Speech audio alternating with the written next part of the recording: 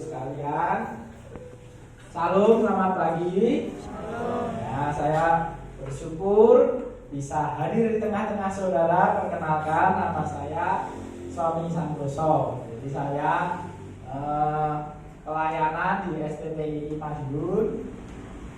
Dan kita kampus STPI Madiun dalam 1 tahun ini sedang ada kegiatan sosialisasi Bapak Ibu. Gereja-gereja desa memperkenalkan kampus kami. Saya bersyukur Bu Yunita dan Pak Indra mengizinkan kami untuk sosialisasi di tempat ini. Saya mengenal baik Bu Yunita seperti yang Ibu sampaikan tadi ya. Bu Yunita salah satu kakak rohani saya yang saya kagumi juga. Beliau baik, luar biasa, perhatian kepada adik-adiknya, dan juga kakak dari teman saya Pak Sinarwan. Saya juga baru tahu, saya juga baru tahu dari Ibu Anin. Saya mengenal Ibu Anin mungkin beberapa tahun belakangan ini dan baru aktif di Facebook beberapa bulan belakangan ini. Lalu saya ngobrol-ngobrol dengan Bu Anin dan ternyata beliau punya adik yang namanya Ibu Yunita Suci. Nah, kalau Bu Yunita saja mungkin saya masih tidak berpikir Ibu Yunita Suci lain. Bu Yunita Suci saya kenal baik namanya karena terkadang kita panggil Mbak Suci, kadang panggil Mbak Yunita. Lalu saya tanya apakah Mbak Yunita kakaknya Sinarwan. Kemudian betul, jadi ternyata Mbak Anin kakaknya Sinarwan juga. Jadi saya juga baru mengenal. Terima kasih Bu Yunita, Mbak Anin, Mas Indra, dan segenap keluarga di SPI Lausan. Nah, saudara sekalian, kita akan belajar kebenaran firman Tuhan yang saya beri judul 2 rahasia hidup mulia. Nah, satu pertanyaan Bapak Ibu semua, siapa sih di dunia ini yang tidak mau hidup mulia?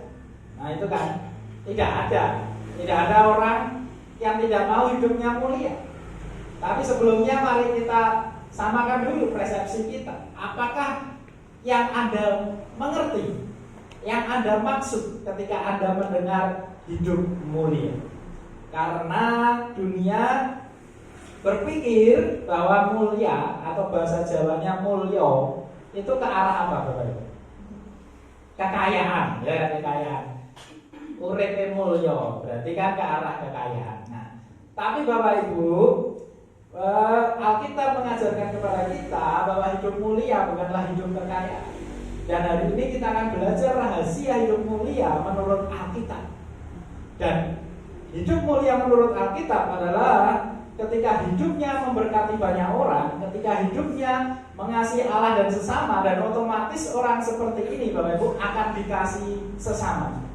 Jadi ketika kita murid-murid Kristus mengasihi orang lain, mengasihi Allah, harus mengasihi sesama Bapak Ibu. Kita tidak bisa sebagai murid Kristus, saya mengasihi Allah setiap hari pelayanan, setiap minggu rajin ke gereja, tidak pernah bolos 1 kali pun dalam 1 tahun misalnya Bapak Ibu. Kalau setelah minggu dulu saling mengejar tidak bolos. Kenapa? Karena poinnya besar ya. Tapi kalau sudah dewasa kita tidak mengejar poin di dunia lagi Bapak Ibu. Nah, jadi ketika orang mengatakan dia mengasihi Allah, dia juga harus mengasihi sesamanya. Kita akan menjadi seorang penipu ketika kita berkata aku mengasihi Allah tapi kita membenci sesama kita. Karena firman Tuhan mengatakan tidak mungkin orang mengasihi Allah yang tidak dilihatnya, tapi tidak mengasihi orang yang dilihatnya. Jadi orang yang dilihatnya aja tidak dikasihi, apalagi Allah yang tidak dilihatnya. Jadi itu sebenarnya sedang berbohong. Tetapi ketika kita mengatakan bahwa ya Tuhan aku mengasihi Allah, maka kita wajib Bapak Ibu mengasihi sesama. Dan rahasia hidup mulia adalah ketika hidupnya jadi berkat, dikasihi Allah dan dikasihi sesama. Nah Bapak Ibu, hidup dikasihi sesama itu lebih berharga daripada emas perak. Coba Bapak Ibu bayangkan, kalau saya beri 2 pilihan, Bapak Ibu hidup dikelilingi emas dan perak, tetapi di dalam gua tidak ada orang lain, tidak ada keluarga, hidup sendiri dikelilingi emas dan perak. Mau Bapak Ibu? Atau mungkin Bapak Ibu punya harta benda, rumah mewah, mobil mewah, tapi keluarganya berantem terus, tapi tetangganya benci sama Bapak Ibu. tetapi orang gereja nggak ada yang mengasihi Bapak Ibu misalnya. Mau Bapak Ibu hidup demikian? Tentu saja tidak mau. Nah, karena itu hidup mulia bukanlah hidup yang demikian, tapi adalah hidup yang dikasih Allah dan dikasih sesama. Nah, kalau Bapak Ibu setuju sama persepsi saya tentang hidup mulia yang Alkitab ajarkan, maka hari pagi ini dengarkan baik-baik. Ada dua rahasia engkau bisa hidup mulia di hadapan Allah dan sesama. Amin Bapak Ibu. Kita baca Kisah Para Rasul 9 36 sampai 42. Saya nanti yang 36 yang genap, Bapak Ibu 37, demikian seterusnya. Kisah Para Rasul 9 36 sampai 42. Ayat 36, demikianlah firman Tuhan. Di Yope ada seorang murid perempuan bernama Tabita, dalam bahasa Yunani Dorcas. Perempuan itu banyak sekali berbuat baik dan memberi sedekah. 37.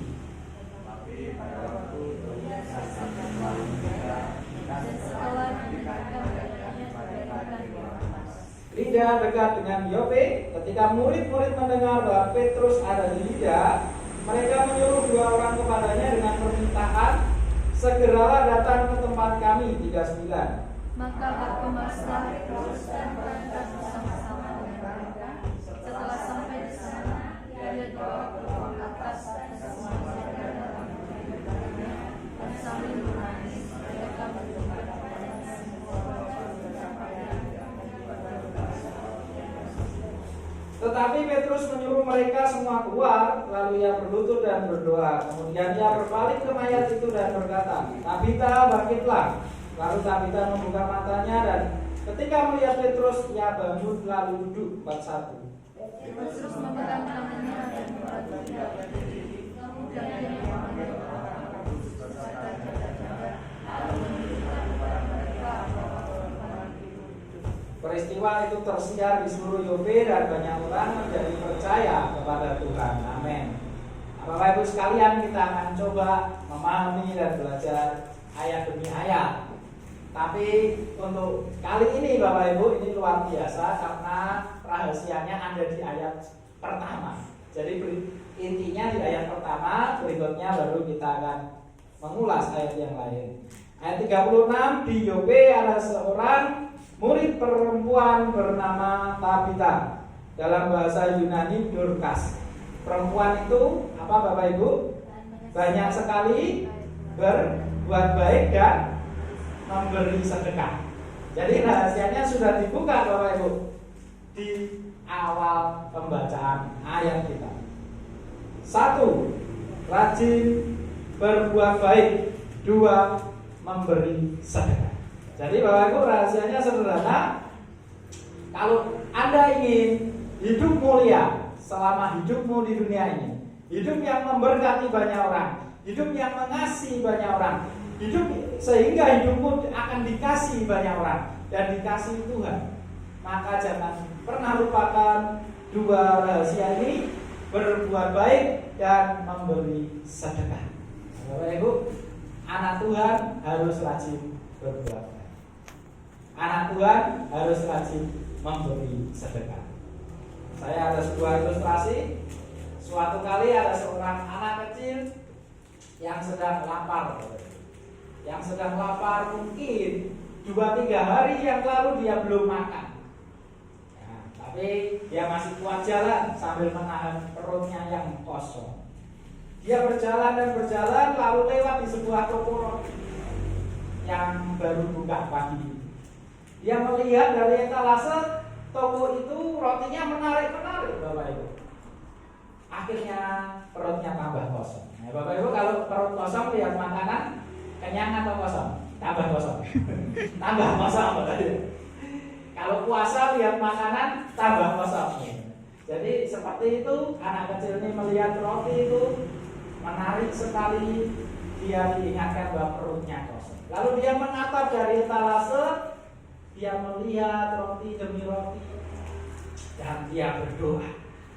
Sebenarnya anak ini tidak yakin bahwa Tuhan itu ada atau tidak, Tapi dia berdoa dalam hatinya, kali ini dia ingin memohon pertolongan Tuhan. Dan dia berdoa, Tuhan, kalau Engkau ada, turun dari surga ke toko roti ini. Keluar dari pintu toko ini, berikan saya roti 1 kresek. Nah, Bapak Ibu yang dikasihi Tuhan, setelah anak ini berdoa, di dalam toko itu ada seorang anak Tuhan yang sangat mengasihi Tuhan dan mengasihi sesama. Tuhan menjamah hatinya ketika dia melihat anak kecil itu dari dalam toko. Dia lihat anak kecil itu sepertinya kelaparan sekali. Anak kecil itu sepertinya telah lama tidak makan. Dan Tuhan mengingatkan dia agar dia selalu berbuat baik dan memberi sedekah. Lalu dia belanja roti keperluan dia sambil dia tambahkan 1 kresek roti untuk anak kecil. Setelah dia bayar, dia jalan dan jalan ke depan pintu toko. Lalu dia serahkan, "Nak, ini roti untukmu, makanlah." Anak ini kaget, Bapak Ibu. Kenapa anak ini kaget? Karena barusan dia berdoa, "Tuhan, kalau Engkau ada, turun ke bumi, turun ke toko ini, berikan saya 1 kresek roti." Dan ternyata ada seorang nyonya-nyonya, ada seorang tante-tante, ada seorang ibu-ibu yang sedang memberi dia roti 1 kresek. Dan dia bertanya, "Tante, Ibu, apakah Anda Tuhan?" Jadi Bapak Ibu, anak ini normal bertanya demikian karena dia sedang berdoa seperti itu dan dia berpikir bahwa manusia tidak ada yang mengasihi dia. Tapi rupanya ada seorang ibu-ibu yang Tuhan jamah dan mengasihi dan memberi kepada dia. Nah, makna dari ilustrasi ini adalah sebagai anak Tuhan kita harus rajin memberi. Dan ada sebuah kata-kata mutiara yang saya ingat sampai sekarang. Kita paling mirip dengan Tuhan.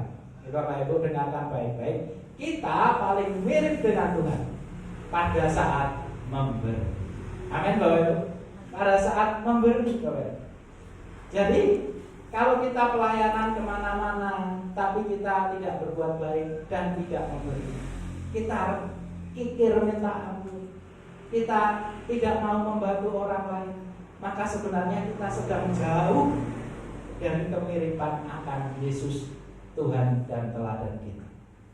Nah Bapak Ibu yang dikasihi Tuhan, ada cerita yang kedua yang mirip dengan itu.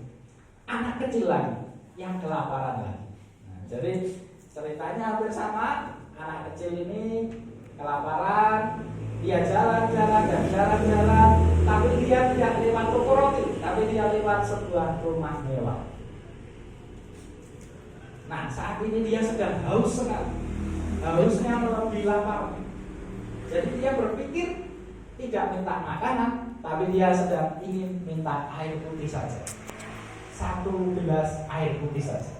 Dia beranikan dirinya memencet bel pintu rumah orang kaya itu, dipencet. Bunyinya apa bro? Kalau dulu ringtone, kalau sekarang tet, tet. Kalau dulu kan masa kecil saya bunyi ringtone, sekarang sudah tidak ada, jarang sekali. Nah ketika sambil anak kecil ini takut, jangan-jangan nanti saya justru dimarahi, jangan-jangan nanti saya justru dibentak. Tapi rupanya yang punya rumah mewah ini orang kaya yang mengasihi Tuhan. Ketika dia membuka pintu rumahnya, dia mempersilahkan anak ini masuk dan dia bertanya, "Ada yang bisa saya bantu, Nak?" Dan anak ini menjawab dengan sederhana, sesuai permintaannya dia yang tadi, bahwa dia ingin air putih 1 gelas. "Nyonya, bisakah Anda memberikan saya air putih 1 gelas saja?" "Oh, silakan duduk, Nak," kata nyonya ini. Ketika anak kecil ini duduk, lalu nyonya ini masuk ke dapur, dia menyuruh pembantunya membuatkan bukan air putih tapi 1 gelas susu hangat. Dia berikan susu hangat itu dan anak itu bahagia sekali. Minta air putih, diberi susu hangat. Siapa pagi ini sedang ingin susu hangat? Nah, jadi Bapak Ibu, dia minum dan menikmati susu hangat. Mungkin rasanya stroberi atau coklat, saya tidak tahu karena saya tidak ada di situ pada saat itu. Jadi yang intinya dia senang sekali Bapak Ibu. Dia bahagia sekali bahwa ada orang yang begitu baik di dunia ini, masih ada orang baik dan orang itu orang yang mengasihi Tuhan. Suatu kali Bapak Ibu sudah tahun demi tahun orang nyonya kaya ini sudah lupa akan kejadian. Nah, ini sebuah pelajaran buat kita Bapak Ibu. Ketika kita melakukan perbuatan baik, ketika kita membantu orang lain, kita harus melupakannya. Jangan mengingat kebaikan kita. Ikhlas. Ikhlas itu artinya tidak mengingat, tidak ngundit-ngundit. Betul ya bahasa Jawanya ngundit atau salah? Tidak, ya mungkin ya, tidak mungkin. Jadi membantu sudah selesai, kita harus melupakan. Tapi Tuhan tidak akan pernah lupa apa yang kita perbuat buat sesama kita. Amin Bapak Ibu. Lalu seperti biasa di dunia ini, roda ekonomi tidaklah selalu mulus. Ibu nyonya kaya ini suatu kali bangkrut Bapak Ibu. Ekonominya menurun, rumahnya telah dijual, dia tinggal di rumah sederhana, dan dia sedang sakit keras. Dia takut kalau nanti opname, pada saat itu belum ada BPJS. Kalau nanti dia opname, biayanya bagaimana?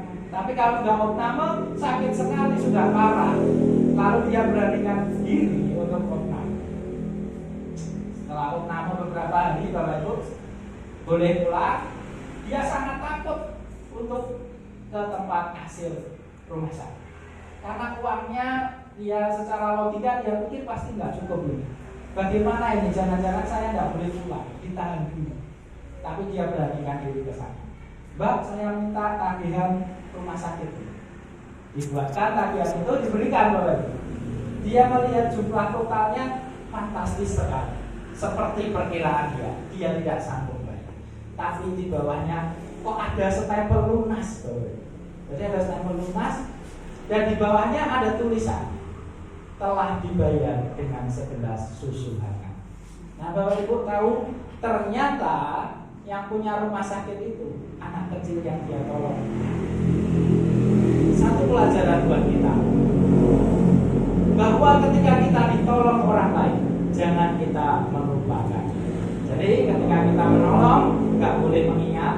Tapi ketika kita ditolong, nggak boleh lupa Bapak Ibu. Betul Bapak Ibu?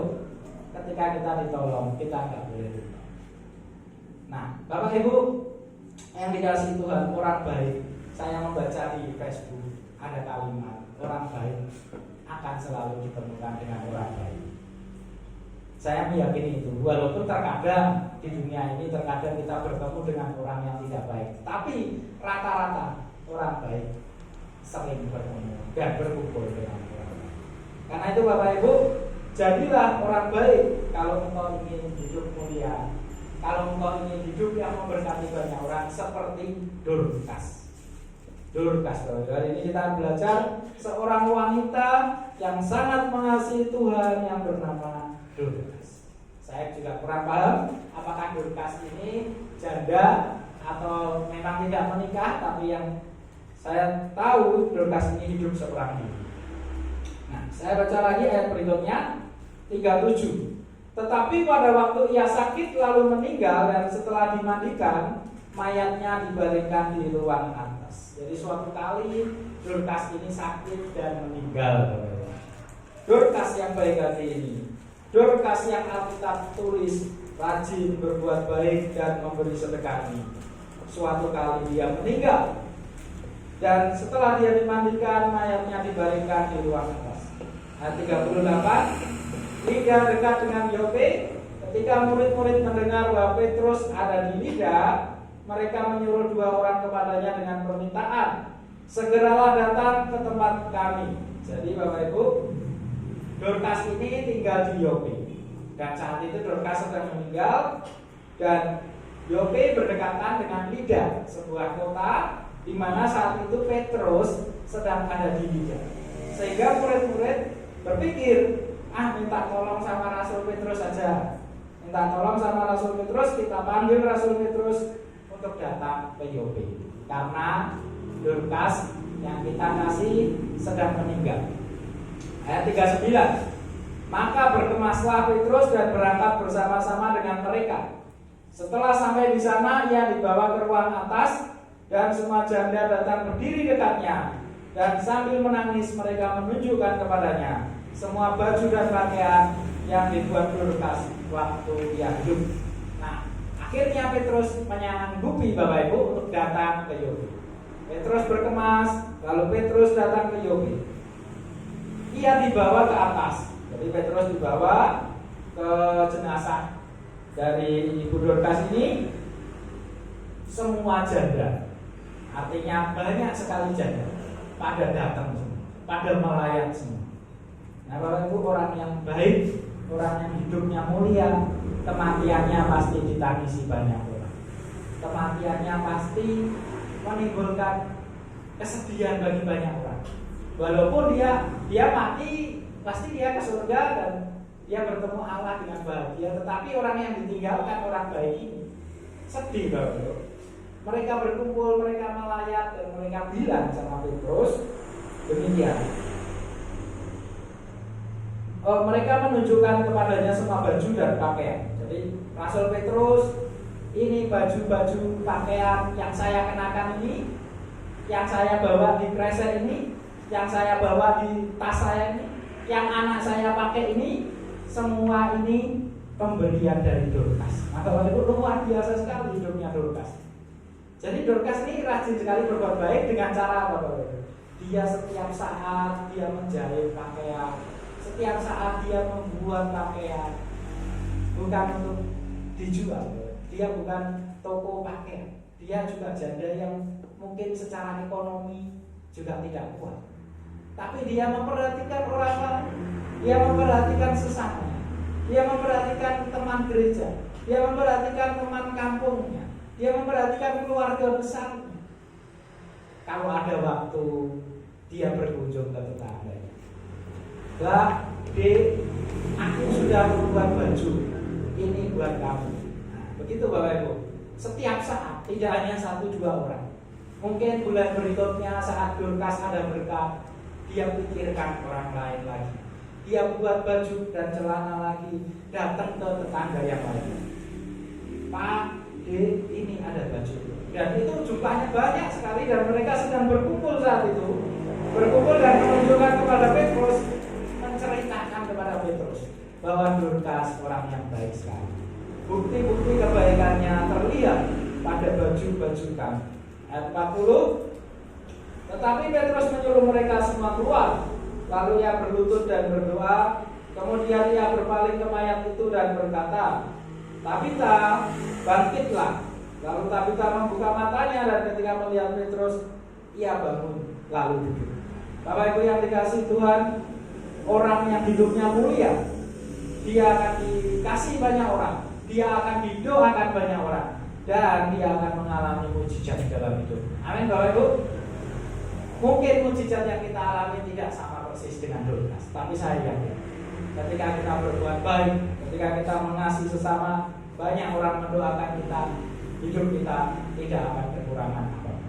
Damai sejahtera selalu di dalam hidup kita. Dan ketika kita ada masalah, mungkin pagi ini Bapak Ibu punya masalah, mungkin pagi ini Bapak Ibu datang dengan tekanan-tekanan hidup, tapi pagi hari ini marilah kita saling mendoakan bahwa masih ada mujizat bagi orang-orang yang mengasihi Tuhan. Ayo Bapak Ibu. Petrus berkata, Tabita bangkitlah. Lalu Tabita bangkit, membuka matanya, dia hidup lagi Bapak Ibu. Ini mujizat yang luar biasa, bangkit dari kematian. Saya lanjutkan ayat 41. Petrus memegang tangannya dan membantu dia berdiri. Kemudian ia memanggil orang-orang kudus beserta janda-janda, lalu menunjukkan kepada mereka bahwa perempuan itu hidup. Ayat 42. Peristiwa itu tersiar di seluruh Yope dan banyak orang menjadi percaya kepada Tuhan. Nah Bapak Ibu yang dikasih Tuhan, singkat kata, Dorcas bangkit dari kematian. Dia sama Petrus digandeng, ditunjukkan janda-janda yang sedang menanti dia, bapak-bapak, ibu-ibu yang pernah dibantu dia, anak-anak kecil mungkin yang sedang ikut sedih juga karena Dorcas ini orang baik. Dan Petrus menunjukkan, ini Dorcas, hiduplah. Mereka bahagia semua Bapak Ibu. Saking bahagianya mereka saling cerita-cerita tentang kabar ini. Dan kabar ini membawa berkat Bapak Ibu. Di ayat 42 tersiar di seluruh Yope. Artinya misalnya di sini tersiar di seluruh Magetan, Klausan dan Magetan, bahwa Dorcas hidup. Misalnya begitu Bapak. Bahwa kita telah berbuat baik dan kita mengalami mujizat, tersiar di seluruh Magetan. Dan yang terpenting Bapak Ibu, orang menjadi percaya kepada Tuhan. Ketika kebaikan kita menjadi tersiar, ketika kehidupan kita menjadi tersiar, ketika mujizat yang kita alami menjadi kesaksian, maka yang terpenting adalah nama Tuhan dimuliakan. Bapak Ibu yang dikasih Tuhan, saya paling suka penginjilan dengan cara ini. Jadi penginjilan itu kan banyak metode Bapak Ibu ya. Metode mungkin berdiskusi, metode mungkin kesembuhan, metode mungkin banyak metode, tetapi saya paling suka penginjilan dengan cara perbuatan. Ketika hidup kita menjadi berkat buat orang lain, ketika hidup kita rajin berbuat baik, ketika hidup kita rajin memberi sedekah, suatu saat orang akan bertanya, aku diberkati hidupmu, apa rahasianya? Nah, kali itu Bapak Ibu, saat itulah kita ceritakan bahwa di dalam Yesus ada pengharapan, bahwa di dalam Yesus ada rahasia hidup mulia, bahwa di dalam Yesus ada hidup yang penuh damai sejahtera. Bapak Ibu yang dikasih Tuhan, damai sejahtera adalah ciri kerajaan Allah, ciri kerajaan surga. Kerajaan surga bukan soal makanan dan minuman, tapi kebenaran, damai sejahtera dan sukacita oleh Roh Kudus. Jadi Bapak Ibu, kalau hidup kita tidak ada kebenaran, damai sejahtera dan sukacita, maka kita belum mengalami kerajaan surga. Jadi suasana kerajaan surga bisa kita alami di dunia kita. Karena itu dalam doa Bapa kami yang tadi dipimpin, datanglah kerajaanmu di bumi seperti di surga. Ketika kita berdoa demikian Bapak Ibu, artinya salah satu maknanya adalah kita sedang ingin Tuhan hadirkan situasi kerajaan surga di bumi seperti di surga, di keluarga saya seperti di surga, di gereja saya seperti di surga, di kampung saya seperti di surga. Cirinya apa Bapak Ibu? Kebenaran, damai sejahtera, dan sukacita. Jadi mari pagi ini kita diingatkan, apabila keluarga kita, apabila rekan lingkungan kerja kita, apabila lingkungan tetangga kita belum bisa membawa damai sejahtera buat mereka, maka kita belum bisa menghadirkan kerajaan surga buat mereka. Apabila dalam batin kita sendiri kita masih belum bisa mengampuni orang lain, masih membenci orang lain, masih punya kepahitan terhadap orang yang pernah melukai kita, maka damai sejahtera Allah belum tinggal dalam hidup kita. Bapak Ibu, damai sejahtera Allah tidak bisa tinggal berbarengan dengan kebencian. Jadi satu tidak bisa. Separuh hati untuk Tuhan, separuh hati untuk benci, tidak bisa. Oleh karena itu, kenapa banyak orang sudah rajin mengikut Tuhan, sudah pelayanan, tapi hidupnya nggak ada damai sejahtera. Musuh utama damai sejahtera adalah kebencian. Jadi Bapak Ibu, lepaskan kebencian pada pagi hari ini. Siapapun yang pernah melukai hati, baik orang tuamu, mungkin saudaramu, mungkin anakmu, mungkin tetangga, sahabat, dan semuanya saudara. Karena ketika engkau mengampuni, sesungguhnya yang untung adalah kita menjadi damai sejahtera, kita menjadi penuh sukacita. Ya Bapak Ibu. Jadi rahasia hidup mulia mengasihi, rajin memberi dan berbuat baik. Berbuat baik termasuk di dalam mengampuni orang lain. Tidak ada orang yang tidak pernah salah. Ketika orang berbuat salah, kita pun juga pernah salah. Ketika Bapak Ibu salah, minta maaf dan diampuni, senang enggak Bapak Ibu? Senang. Kalau Bapak Ibu senang, lakukan itu juga pada orang lain. Maka kehidupan Bapak Ibu akan menjadi berkah. Ketika Bapak Ibu sudah punya rahasia hidup mulia dan melakukannya, Bapak Ibu menjadi orang yang dikasihi banyak orang. Gak usah debat Bapak Ibu, gak usah saling mengata-ngatakan agama, gak usah saling mengata-ngatakan kitab-kitab suci. Kalau hidup kita jadi berkah, orang akan datang sendiri dan melihat kemuliaan Tuhan dalam hidup kita. Ayo Bapak Ibu, mari kita berdoa.